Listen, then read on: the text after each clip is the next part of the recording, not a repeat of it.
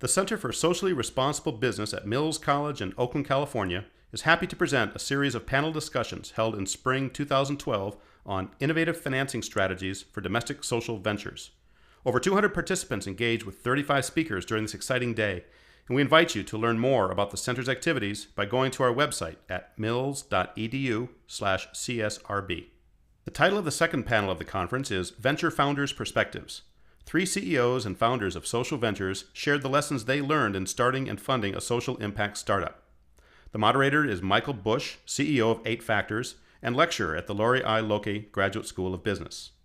Our panelists are Scott Leonard, founder and CEO of Indigenous Design, Lalitha Swart, founder and CEO of TripSketch, and Kirsten Tobey, founder and Chief Innovation Officer of Revolution Foods. Okay, well, welcome back again. Our next session is our Venture Founders panel, and will be moderated by Michael Bush, CEO of 8 Factors here in Oakland. And he's also one of our entrepreneurship teachers, or the entrepreneurship teacher at the Mills MBA program. So, Michael, I'll hand it over to you. Thank you. Can everybody hear me okay? Good morning. We're very happy to be here. The focus of this panel is going to be to hear from entrepreneurs. And I've got 3 entrepreneurs that I'm sitting with here on the panel. And I think, at least initially, this is the other side of the table from the people that we just heard from. And the goal is you start out on opposite sides of the table, and then you hope to be sitting on the same side of the table. But the movement among the chairs is sometimes a little bit difficult. So we're going to talk for about 30 minutes, and then we're going to open it up for questions from all of you. And on the panel here with me, I've got first Scott on the far left, and we've known each other a long time, probably 15 minutes. Yeah. And he's going to tell you a little something about his company. I'm not going to read the bios because I know everybody can read. And he'll share something about his entrepreneurial story. And then we've got Lalitha, I'm sorry. We've known each other about 10 minutes. Right. And, but we've got a long, strong relationship. Just got a little weak just a moment ago, but hopefully it'll go up from here. Lalitha, and then we've got Kirsten, who I do know. We're both in the ICA family from Revolution Foods. So why don't we start with you, Scott? You can tell us a little something about your business. So we are a fair trade and organic fashion company. The name of the company is Indigenous, and I'm the CEO, Scott Leonard. We set out about 17 years ago, and this is long before the words fair trade and organic were emerging on the scene. Or I should say they were just starting to emerge on the scene in places like Whole Foods. So we had a lot of obstacles as far as market barrier, market acceptance early on, including from my wife. Quite honestly, she thought, and a lot of the people that were close to me thought I was a little crazy to try to implement our goal, which was basically to create a lot of jobs in the BOP, the base of the pyramid. So our apparel, through our company, we employ over 1,500 artisans in the BOP. So along this road, from both the financing and also the just the market acceptance, we've had a lot of barriers that I hope to talk about. Thank you. Lalitha? So my name's Lalitha Swart, and this is, again, it's like a second career. My first career was as a high-tech banker. I was with Silicon Valley Bank, and before that, Bank of America, and spent probably 20 years mentoring startups and helping them achieve their dreams. And then a few years ago, I also grew up all over the world. My father worked for the UN, and so I decided to apply my business acumen to something completely different, which was travel that I had a passion for. And started basically a travel planning site, which has morphed into a travel planning site with a green travel bias and an angle into socially responsible business. So I've seen it from both sides. I know how hard it is to even consider raising capital, and I also know what it's like to be on the other side, giving advice. It's very easy to dispense advice, and it's very hard for entrepreneurs to go out and actually capitalize on that advice and do something. So I hope to share a couple of things with you. Thank you. Kirsten? I'm Kirsten Tobey, one of the co-founders of Revolution Foods. We're based here in Oakland, and our mission is to provide access to healthy food for kids. And so we now serve kids across the country from Oakland to LA to Denver and Houston, DC, and now Newark, New Jersey, and New York City, soon to be expanding this summer to Chicago and New Orleans. And we now serve about 120,000 healthy meals a day, and we've grown very rapidly over the last 6 years. We're just coming to the end of our 6th school year, and that growth has required raising quite a bit of capital. So I think we've done it in a few different ways, and have raised a few different sources and types of capital from nonprofit foundations to venture capital, double bottom line kind of investment, and angel investors. So I think there's a kind of an ecosystem that we've been trying to build in terms of our investor group that is aligned with our mission and our goals for growth. Great. Okay. So Scott, why don't you go first and kind of walk through your process from no money to the different ways that you got money, losing money, more money, friends and family, ex-friends and family, the whole thing. Yeah, it's a long road traveled, really, and there's a lot of battle scars along the way, but there's a lot of victories too. I think the first thing is that when you're in the space as an entrepreneur, you really have to have the tenacity and the constitution to endure. And I really, something you said resonated too. It's very easy to give advice. It's another thing to execute it. But as far as what we went through, the first thing we went through was my savings account. The next was my credit cards and maxing all that out. And then I tapped friends and family. And that was right about where my wife stepped in. And actually she was not my wife at the time. She was my girlfriend. And we then she got pregnant, we got pregnant. And in that process, I was trying to grow this company. And that was really, really difficult in a space that a lot of people didn't understand. At that time, I was not taking any income from Indigenous, and that was like about 1.5 to 2 years in.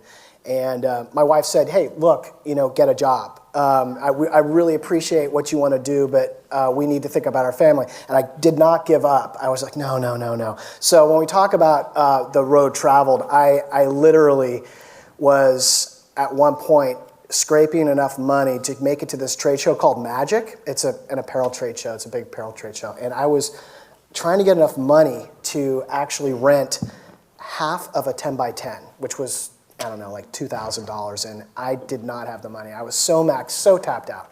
And I was at bars, literally borrowing from my friends to get enough money, because I did this against my wife's advice and some of my family members, but I went to that trade show and I ended up scoring one of the largest purchase orders that the company had ever seen.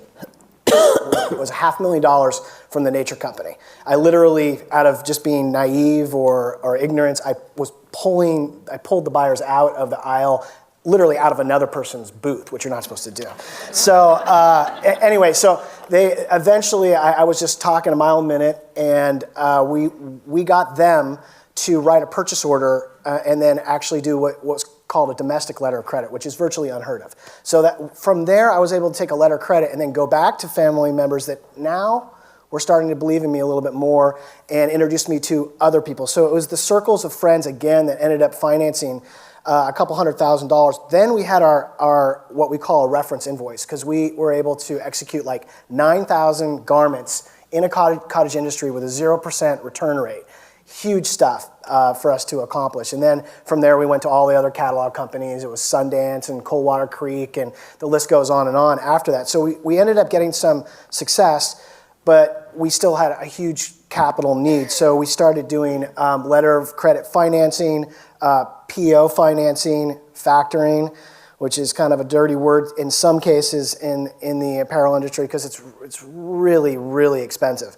But we needed to use that at some point. Somewhere in there, we got an SBA loan for a very small amount. And then in and around when we had got the infrastructure built, and people were starting to understand the space. There were folks in the area like RSF Finance that understood what we were trying to accomplish from a social return aspect, and they stepped in along with other angel people like Ben Cohen of Ben & Jerry's with the Bard Rock Fund, and even then we were still trying to figure out how we were going to keep it all going and financing, and there was no silver bullet. So even with RSF, they were really trying to help us figure out, how do you finance something like this? Because the artisans didn't have the money. So in and around there, we moved, also Josh Mailman helped us quite a bit during that time, the founder of SVN. But then we moved to equity. And then some of that equity, we actually was a conversion from debt to equity, and some of it was new money. That's a whole sort of chapter that I won't go into, but it's very interesting. Then we actually did engage with the silver bullet for our supply chain, which was Root Capital. Root Capital exists to take SMEs sort of to the next level. So beyond microcredit lending, how do we get loans off of our books? Because really, if we were to look at this story, I go to a trade show, I deal with Sundance Catalog, I get a purchase order, I've gone to all the bells and whistles or all the checkpoints to create a product to sell at a trade show, to get an order, and then I'm actually self-financing that and giving deposits for raw materials and to the artisans because they need the money up front or they want to be paid on the spot when they do the knitting. So we had to figure out a way to kind of get some of these loans off of our balance sheet. That's Root Capital. So now we, millions and millions and millions of dollars of loans over the course of the last 7 years have been taken out and paid back via our supply chain through Root Capital. So that's a huge success story. And now those loans are off of our books. Then we actually started to, lo and behold, our balance sheet started cleaning up a little bit. And that my journey as a CEO has really gone from that guy that was thinking only about products and designing and how cool it would be to own a fashion company and do this and do it socially responsible to now, I'm a lot more conventional. I live and breathe balance sheet. That's where I've migrated. And in that, I think we've actually had a series of success. We went from asset-based lending to more equity to conventional debt structures now that we've got, including now we're looking at interesting models for what they'd call royalty-based lending, where I don't have to necessarily give out more of the company from an equity standpoint, but I can have somebody who's lending us money get a low level of return, but then still actually get something. If we're successful, they get something from that success. So there's a lot of interesting stories in between all those stages, but that kind of gives you an idea. It's run the gamut as far as finance, and it's an ongoing concern. That was great. Thank you. Lalitha. Wow, fantastic. I don't have anywhere near as complicated a story. I really was fortunate enough to fund my own venture myself. And coming from a high-tech and a banking background, I was pretty conservative financially. And I don't think I would have mortgaged my house and done all this. So perhaps I'm not really an entrepreneur. But I like to think of myself that way. But truly, it is so hard to get that first $10 or $15 or $50,000. And having spent a lot of time working with financial people, whether it's banks or whatever, all very well intentioned, but they'll waste enormous amounts of your time. Not deliberately, but it's just the way it goes. And I really didn't want to do that. So I was starting a business in an area that I didn't have professional expertise in, which also, by the way, I would not recommend. If you want to start a business in a particular industry, make sure that you, have connections in that industry. Because if you don't have connections, it is extremely hard to do anything. And it just so happens that I'm pretty good at walking into a room full of people that I don't know and meeting them.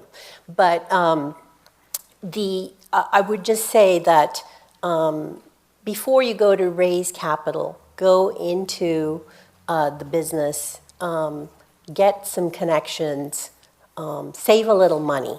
I also don't like to really ask family and friends, and I was fortunate I didn't have to. So it's good you're not my family. Yeah, I just you didn't want. You could be in my family, though. Yeah. Now, the bad news about using your own company, your own money, is that you're way less disciplined.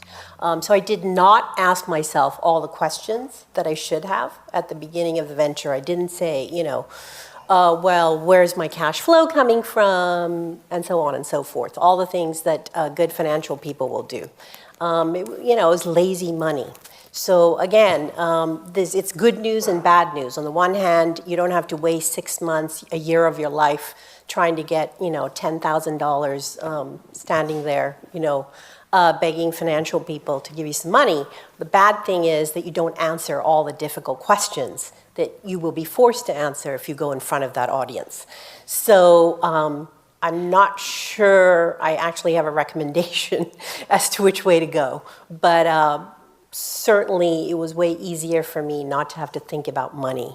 And I would say that if you can get the connections and save some money first, that's the way to go. Very good, thank you. We're going to come back to a couple of those points. Kirsten?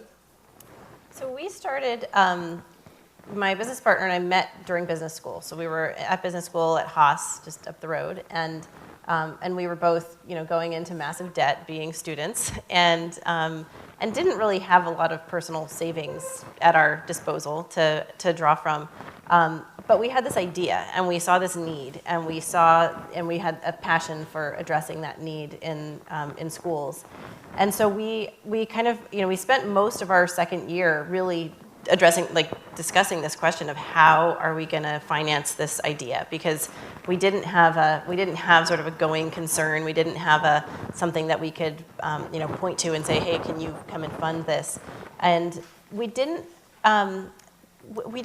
I guess part of it was we just didn't know a lot about it, the different ways that you could really get creative about financing a venture. So we just started educating ourselves and started learning and started asking a lot of questions, and we basically met with every single person we could possibly meet with to help us to navigate this. How do you fund something like this? So we explored a lot of different pathways. We explored creating a nonprofit, funding it through foundations.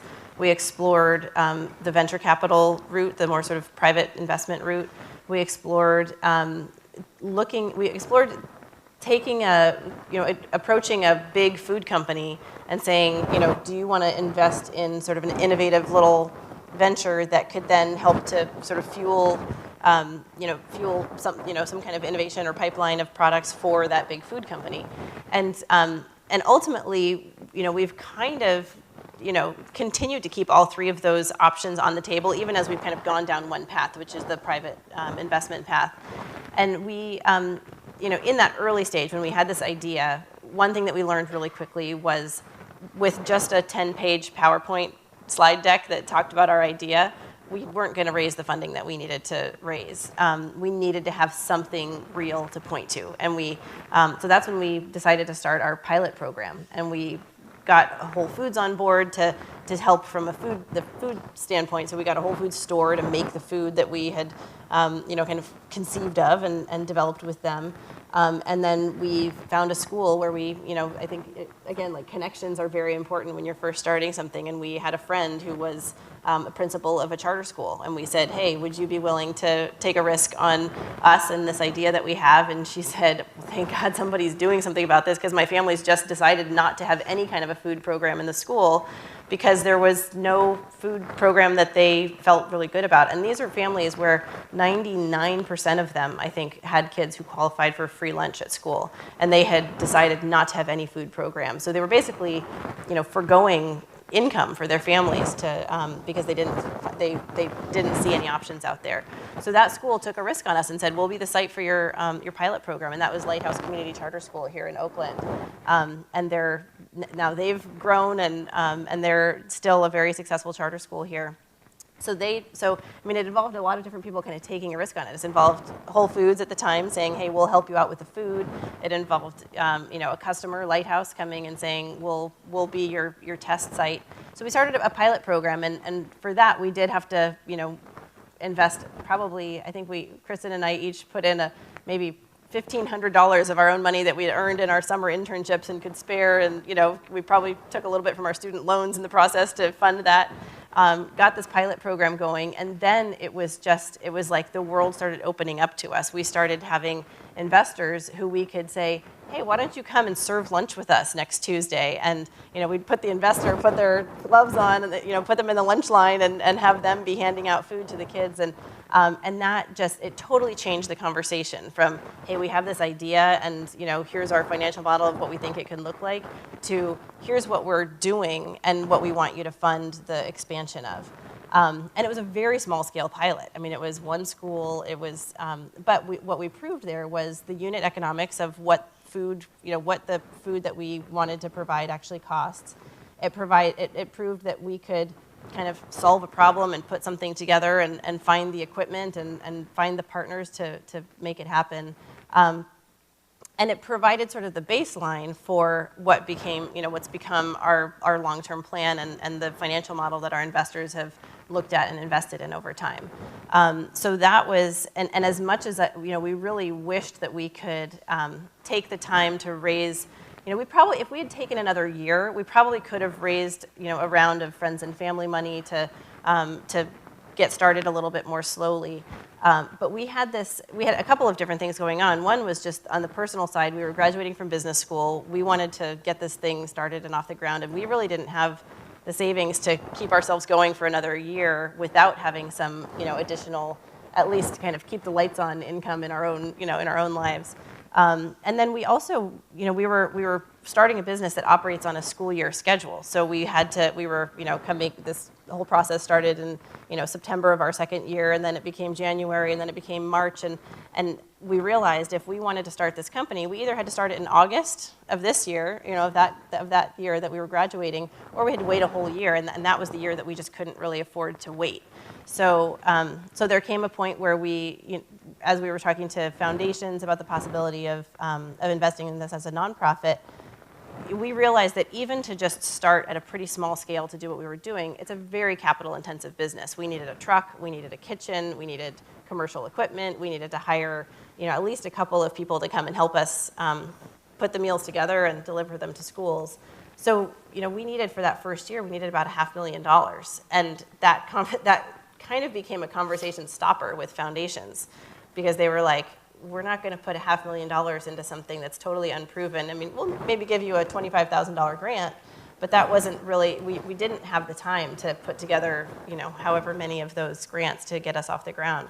So that's when we really shifted our focus to private investors, and we were fortunate enough to be kind of in this community that's here of socially minded investors, and we came across DBL Investors, which used to be the Bay Area Equity Fund, and they, came out, saw our pilot program, put on the gloves, served meals to kids, and said, we'll invest in this idea. And so they gave us between them and one angel investor who we had, sort of waiting in the wings to see if somebody else would invest. We put together our first round of investment that really kicked off, the growth trajectory that we've been on since then. I would say, the downside of that, of the approach that we took, the upside was that we were able to start on the timeline that we wanted to start, and we got this thing off the ground, and timing has been really critical for our company. We started right at the time when, we would literally go into investor pitches, and there would be a newspaper headline that day about the obesity epidemic in school, and studies coming out from Department of Health and Human Services saying this generation is the first generation of kids to live a shorter lifespan than their parents. So timing was really critical. This issue was just starting to get a lot of visibility. And so, that helped us to, get some traction with investors. But then also, but the downside is that we gave up a lot of equity in the company in that first round, and that's what, when you don't have a whole lot of traction, under your feet at the point where you're raising money, you give up equity in the company to bring in investors, and so that's the downside of bringing in private investment, and but as we've grown, we've continued to bring in similar types of investment. We've now raised close to $50 million in expansion capital to help us grow into all these different cities and invest in the capital and the human capital that we've needed to put in place to grow the company, and so I think that the adage about venture capital is, when you are giving up equity in your idea, it's, you start with a really small pie and you give up a little chunk of it, but then that pie gets a lot bigger. And so even if you're, whatever the portion of that pie that you own, as long as you're growing that pie, you're growing equity for yourselves, you're growing equity and return on investment for your investors, and we've always set aside a sizable chunk of our company for employee ownership, and so we're growing equity and ownership, value for our employees every stage of growth. It's a great story. I really love that she's got her potential investors serving food. That's really putting your potential investors to work. It makes me feel like I should get my investors potential to start knitting some sweaters or something. I love that's a great story. Good luck. Yeah. But it's also the idea of the prototyping. Yep. It's a great idea. So we've got a lot of students out here, I happen to know, that are doing business plans. And they're thinking about how are they going to raise the money for that. So where they're sitting, how can they raise money maybe in the next 12 to 18 months? So if we were going to deposit, we've already given a lot of good advice. A couple more pieces of advice, what would you say to them? On the business plan, what to do with the business plan? Well, how to raise money, from where they're sitting right now. Yeah, I mean, there's a lot of competitions that are out there now in the social entrepreneurial space that were not out there even years ago. If it's things like Hub Venture in the Bay Area, for anybody that's here, even some of the things that IC does, even though I believe Nick was saying it's a little bit more of a closed community, there's still a lot of opportunities. I tend to believe that going through the process of qualifying for some of those things, including like Keiretsu Forum, which we did. Indigenous, we did it all. We did IC. We did raise some money in Investor Circle. We've done Slow Money. We did Keiretsu, which is really not a socially responsible forum.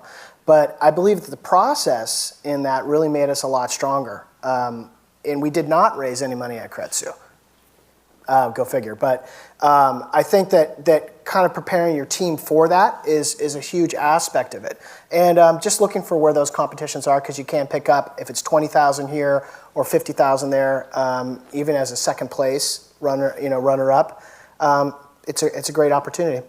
Very good. Lalitha? Yeah, I can't emphasize the value of networking and attending. There's no such thing as a bad event. Even if the speakers are really horrendous, you'll meet somebody in the audience that'll be helpful. Seriously, I've never been to a bad... Wait, are you talking about us? I wasn't, but if the shoe fits. Yeah. But I'll illustrate with this story. There was a Web 2.0 conference in San Francisco. Somebody had invited me to. It was free. But it was pouring with rain, and I really did not. I live in Palo Alto. I really didn't want to go. But I thought, no, got to go. So put on my business suit, went up there. And as I was wandering around, completely uninspired, I ran into a woman who basically ran the Nokia Green Traveler division. And she was demonstrating her green travel site. And I realized, wow, with the database I have, it's very easy to highlight green attractions. So thinking on my feed, I told her, would you be interested in our travel planning tool? I showed it to her on the spot. She was interested. And she included us as a partner on the Nokia travel site, along with Lonely Planet and I don't know, a couple of other people that are brand names, and little old TripSketch. And from that, I actually entered a competition that Nokia had. I tried to get them to help me develop a mobile app. They wouldn't do that, so I spent my own money, built the mobile app. We won the Eco Green Travel Award. And that's helped in many ways. Not only did we get prize money, but I can say award-winning app instead of mobile app. Makes a big difference. And that came out of going to that one conference that I really didn't want to go to. So. That's a great story. Mm-hmm. Kirsten? Yeah, I would say, I think the prototype thing is huge. If you can, and whether it's whether it's a web-based company and you have a beta site, or whether it's a product company and you have a physical prototype, or whether it's a service company and you actually have sort of a pilot of what that service looks like, I think that it's so critical to be able to get past the here's the idea and the paper and the financial model, and to actually have somebody be able to look and touch and feel and interact with whatever the idea is that you're working on. I think that that's huge. I also think I think networking again is really important, and in our model also, it's been kind of from a personal standpoint, living like right on the edge of being uncomfortable. I think if you're trying to start something and you're feeling just terrified and scared and like you just feel like this is not what you want to do, you're probably a little too uncomfortable. And try to figure out where's that line. You need to be on the edge of discomfort, but not to the point where you're just destroying yourself. And I think that's as an entrepreneur, that's a pretty careful balance.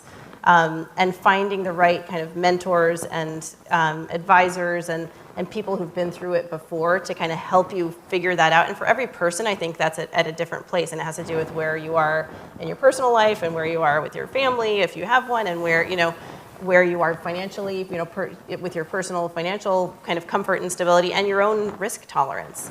And I think, I've been very lucky to have a business partner who is, as we sort of joke, it's like we each have kind of two marriages in our lives. We have our partner at home and we have our business partner, and we treat both relationships with equal kind of, seriousness. There's a real, so I think if you have a business partner or if you don't have a business partner and you're looking for a business partner, really, seeing that partner as, somebody that you're going to be committing a good chunk of your life to, and they're putting them through some of the same kind of filters that you put of somebody that you're going to spend your life at home with, because you're going to be spending potentially even more time at work than you are at home. So, I think that the strength of a partnership is really, really important. And then I also think, being willing to not take every piece of advice that you get is a really important thing. We didn't learn that early on. We sought out advice from everybody we could, and I think you should, but you also need to be able to trust your own instincts, and you're going to get conflicting pieces of advice from different people. And we had one advisor in our early days who said, what you need to do when you're thinking about growth is you need to, really kind of become the go-to school lunch provider in California and really focus on expanding in California, and then you kind of march across the country. And we listened to that and we said, our instinct was telling us we had an opportunity to go to Washington, D.C. and to serve schools in D.C. And it was terrifying to think about going into D.C. and, going across the country, a 6-hour flight to get there, hiring a team that, we couldn't swoop in 10 minutes and take over if things weren't working out. And so it was terrifying to think about expanding that far across the country. But there was a lot of potential upside. It was sort of a high risk, high reward, decision. And we decided to go for it. And we decided to expand into DC. And it was the best decision we've ever made. We not only, proved, I think, if we had just expanded within California and kind of marched across the country, by the time we got to the East Coast, we would not have credibility that we could serve kids, in DC. People would be like, what are you, this like Berkeley company coming in and thinking you can make food relevant to kids in inner city DC? But when we, took the leap and went there and hired a local team and, really focused on creating a program that was going to work for that community, it proved that we could go anywhere. And so, I think as much as we really respected the person who was giving us this advice of like, you've got to really build this out in California, we followed our gut and we made, so I think just being able to really follow your gut in some cases and navigate those kinds of advice and decisions can be really hard, but it's also, you have to keep your own filters on. Earning and getting the respect of the president's wife didn't hurt. Kirsten's, some of the advice you give is so great, but also you make me feel so good because I am always walking the edge of being uncomfortable in our spot, And I say it kind of in a joking manner, but it is, no matter where you are on your growth curve, I think you do need to be not super complacent, or I should say just like super comfortable. But there's a couple things I wanted to add when it comes to get advice absolutely that networking aspect is so huge, getting out there, and you never know where your next money is going to come from. I've met investors, I kid you not, one of the most recent investors that I met on the bus, coming back from South America, and somehow we were both in the airport, and she was wearing like sweats. She's not here, so I can say she did not look that great at that moment. She didn't have any makeup on. And I mean, she was just really, you just never know who your next person is. So I always, in life, it's just kind of a philosophical thing. I always like to treat everybody.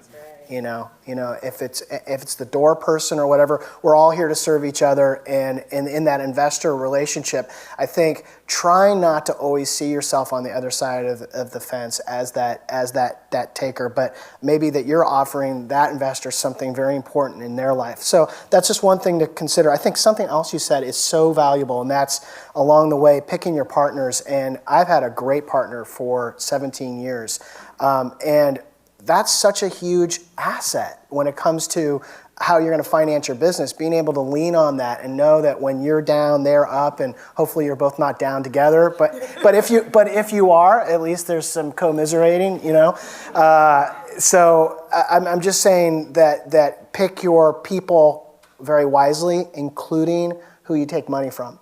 That's one of the things that I think if I had to look at what Indigenous has done, we have always picked good partners and the right people to take the money from that had a value-aligned I'm not sure if it's patient capital, if you want to say it that way, but just understanding our social mission.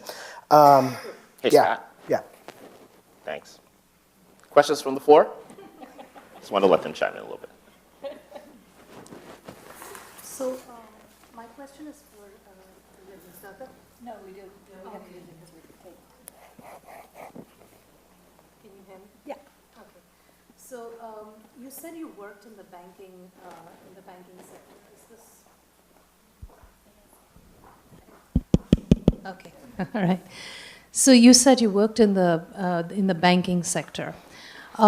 Based on the fact that you've been both an entrepreneur as well as the banker, what would you say are hallmarks of good venture capitalist ideas? That is, if I came to you and said, I have this great idea, and with due respect, all of us on the planet think we have great ideas. I mean, it's just, there's a problem that others may not think that. So if I came to you asking for a loan to believe in me and help me start up, what should I be doing? What should I be saying to you? What are you looking for in me that'll tell you, oh, she's a promising idea? Okay, so the first thing is that unfortunately you will not get a loan. It's just the reality of it. Banks don't lend risk capital. I mean, you need to go to investors who are willing to take the risk. So the first thing is you need equity capital before you can get debt capital. And so how do you attract equity capital? There are lots of good ideas. I mean, literally hundreds, thousands of good ideas. And it's always about execution. So, execution is, and execution comes from a good team. So anybody that looks to invest in you will say, who are you and what is your expertise? What can you bring to bear on this venture? I mean, it may be a great idea, but you may not be the person that can make it happen. So you really have to be able to answer that question, and also who have you surrounded yourself with? So who else have you brought into your company? What talent have you brought in that says, I believe in that idea? Because if you can't attract some of the right people, the greatest ideas won't get funded. And that's probably the hardest thing to do. It really is. And also, it doesn't help to, again, have connections into strategic investment, if you can get it, some kind of strategic. So if you have an idea, it's much better to go to somebody who has a strategic interest in your venture than a pure financial interest. because they'll probably have more domain expertise. So there's a couple of things. Thank you. Next question, right here. Our question is for Scott. We're in the midst of sort of starting thank you. We're starting a textiles, social business, so kind of similar to yours. And one question we have is around scalability in the beginning. I know you said there's a lot of bumps along the road of financing, but also in tandem with that, office space, packaging, sourcing from the other countries, rural villages and such. Like, what challenges and advice do you have that you run into in terms of scaling from nothing to something? Yeah, I think it comes at different stages, of course, right? I'd be happy to talk to you afterwards because I think I could probably give you some better advice. So after this session or later on, I'll give you my card and we can go through the 1, 2, 3 because it really depends on exactly where you're at. But I would say that I love the hub.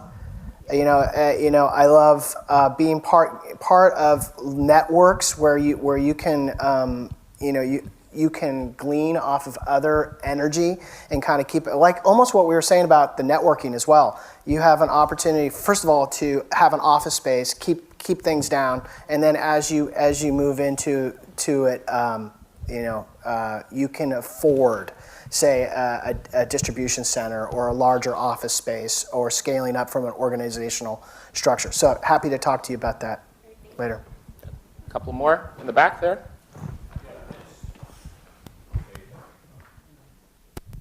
Hi.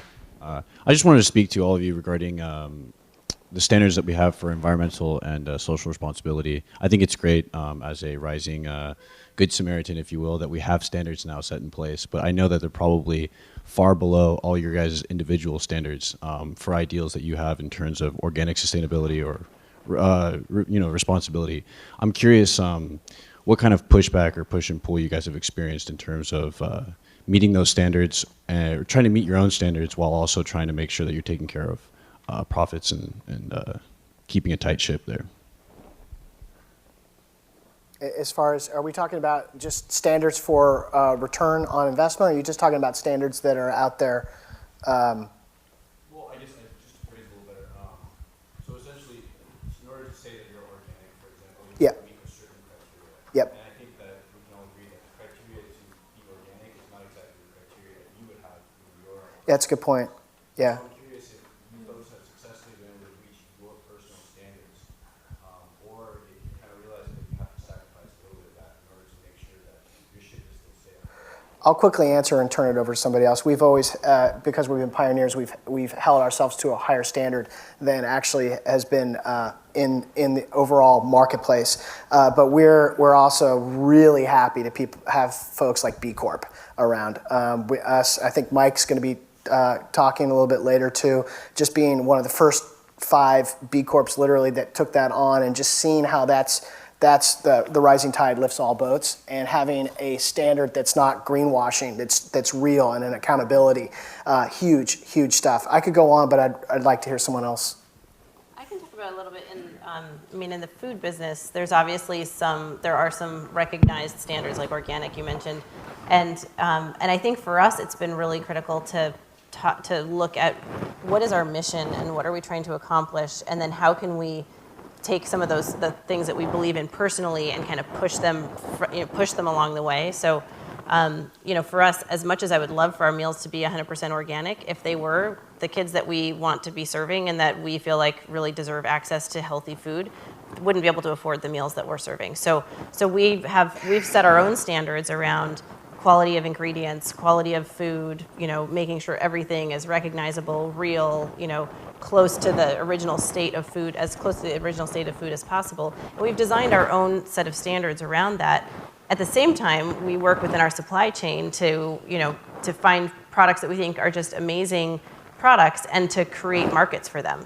So we're kind of, we found this great organic rice farmer that farms up in Northern California, and we found he makes this organic brown rice that our kids love, and so we found him first and used him in our Northern California market, and then we said, well, hey, what if we use your rice in our Southern California market also, and in Denver and in Houston, and so we've given this rice farmer access to this national market.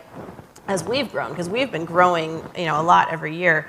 But if we were trying to meet some standard that's sort of an externally imposed standard and didn't allow ourselves to set our own standards that we feel like the right ones that balance the need for our food to be affordable with the need for, we would much rather serve a piece of fresh fruit than a piece of canned fruit, for example. And so, balancing all of those different things with these things like organic and, all the other kind of things that are out there and claims and product claims that are out there, we've really tried to almost not pay as much attention to those external standards and to look internally at what we feel like is the right thing to do and what would we feed our own kids given these choices that we're making around price and affordability, and we make sure that we eat our food every day. So it's kind of like that's our personal gut check is this something that I want to put into my own body and that I want to feed to my kids when I go home and using that rather than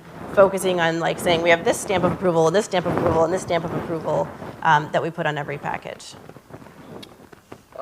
Scott, I want to apologize for cutting you off. I have hand signals telling me 5 minutes left, 2 minutes left, so I just feel real bad about cutting you off in Oh, front it's of okay. everybody. I'm used to it. Okay, good. No problem. One more question. Last one. Right here.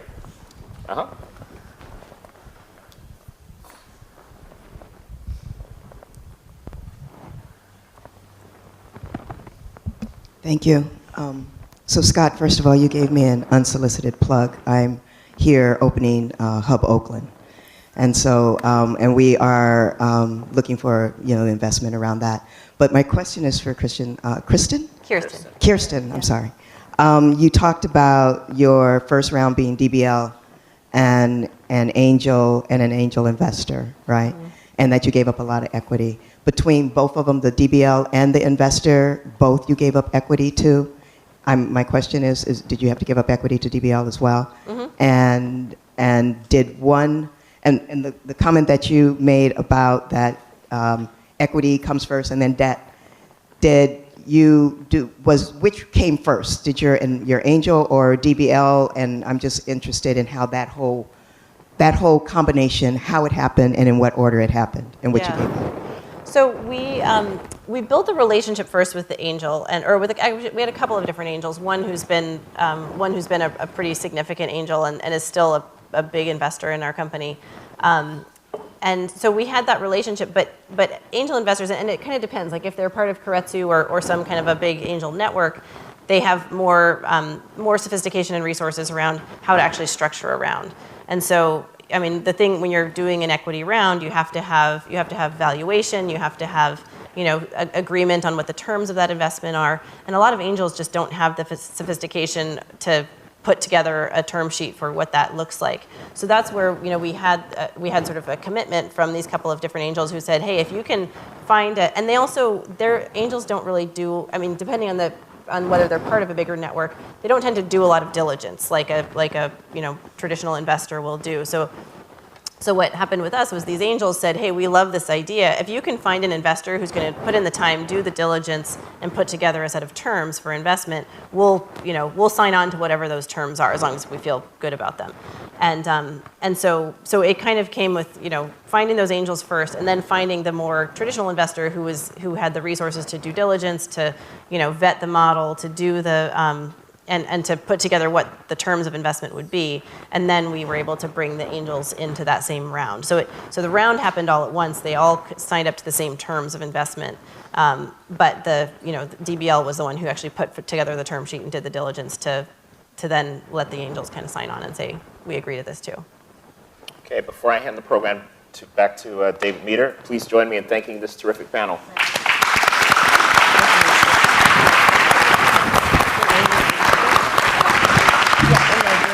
Thank you, team.